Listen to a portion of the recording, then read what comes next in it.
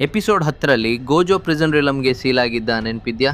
UG ಈ ವಿಷಯನ ನಾನಾಮಿಗೆ ತಿಳಿಸಿದ ಮೇಲೆ ನಾನಾಮಿ ಯುಜಿ, ಮೆಗುಮಿ ಮತ್ತು ತಕುಮಾ ಇನೋನ ಒಂದು ಇಂಪಾರ್ಟೆಂಟ್ ಟಾಸ್ಕ್ಗೆ ಕಳಿಸ್ತಾನೆ.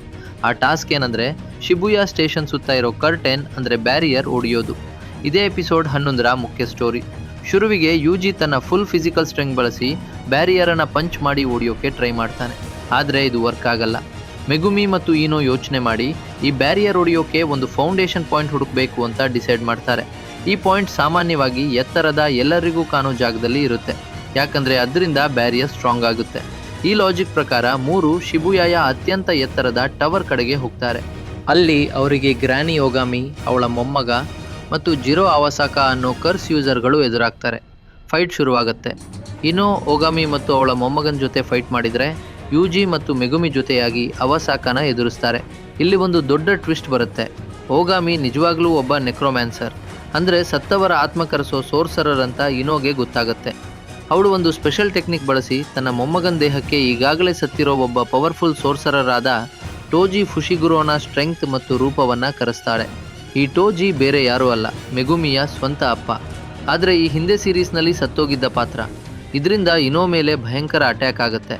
ಇನ್ನೊಂದು ಕಡೆ ಯುಜಿ ಮತ್ತು ಮೆಗುಮಿ ಅವಾಸಾಕನ ಜೊತೆ ಫೈಟ್ ಮುಂದುವರಿಸ್ತಾರೆ. ಮೆಗುಮಿ ಗಮನಿಸ್ತಾನೆ ಅವಾಸಾಕ ಒಂದು ಇನ್ವರ್ಸ್ ಟೆಕ್ನಿಕ್ ಯೂಸ್ ಮಾಡ್ತಿದ್ದಾನೆ. ಅಂದರೆ ಸ್ಟ್ರಾಂಗ್ ಅಟ್ಯಾಕ್ ಮಾಡಿದರೆ ಅವನಿಗೆ ಡ್ಯಾಮೇಜ್ ಕಡಿಮೆ, ಆದರೆ ಸಾಫ್ಟ್ ಅಟ್ಯಾಕ್ ಮಾಡಿದರೆ ಜಾಸ್ತಿ ಡ್ಯಾಮೇಜ್ ಆಗುತ್ತೆ.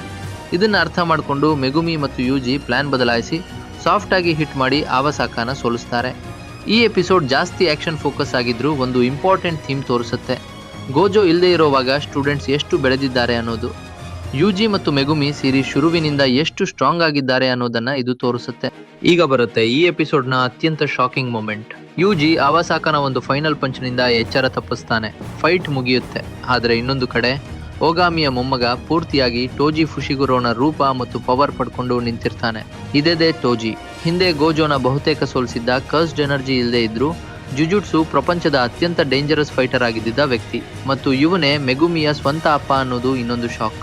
ಎಪಿಸೋಡ್ ಇಲ್ಲಿಗೆ ಮುಗಿಯುತ್ತೆ. ಮೆಗುಮಿ ಈಗ ತನ್ನ ಸ್ವಂತ ಅಪ್ಪನ ರೂಪ ಇರೋ ಒಬ್ಬ ಡೇಂಜರಸ್ ಎನಿಮಿ ಎದುರಿಸ್ಬೇಕಾ? ಏನೋ ಬದುಕ್ತಾನಾ? ಮುಂದಿನ ಎಪಿಸೋಡ್ನಲ್ಲಿ ಗೊತ್ತಾಗುತ್ತೆ. ಇದೇ ಸ್ಪೀಡಲ್ಲಿ ಶಿಬುಯಾ ಆರ್ಕ್ ಇನ್ನೂ ಇಂಟೆನ್ಸ್ ಆಗ್ತಾ ಹೋಗುತ್ತೆ. ಈ ಎಪಿಸೋಡ್ ವಿಡಿಯೋ ಇಷ್ಟ ಆದರೆ ಲೈಕ್ ಮಾಡಿ, ಸಬ್ಸ್ಕ್ರೈಬ್ ಮಾಡಿ. ಎಪಿಸೋಡ್ 12 ಎಕ್ಸ್ಪ್ಲನೇಷನ್ಗೆ ರೆಡಿಯಾಗಿ. ಸಿಗೋಣ ಮುಂದಿನ ವಿಡಿಯೋಲಿ.